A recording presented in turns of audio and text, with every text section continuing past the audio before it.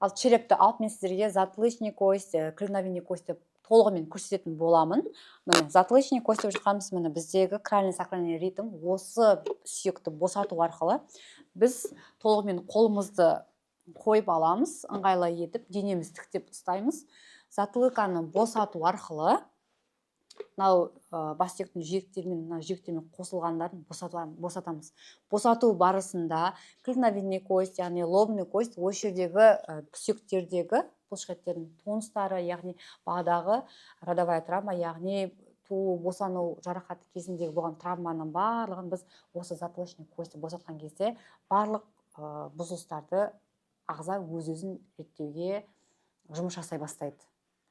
Яғни біз осыны босату арқылы, яғни міне көрдіңіздер ғой, затылычный кость босату арқылы 10-12 граммнан басып отырамыз осы бұлшықетке.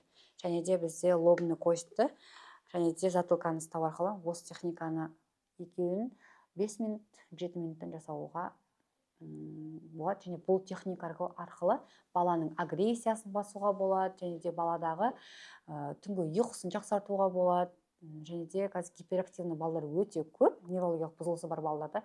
Осы техника, екі техниканың өзі сіздің балаңыздың бұзылысын ретке келтіреді.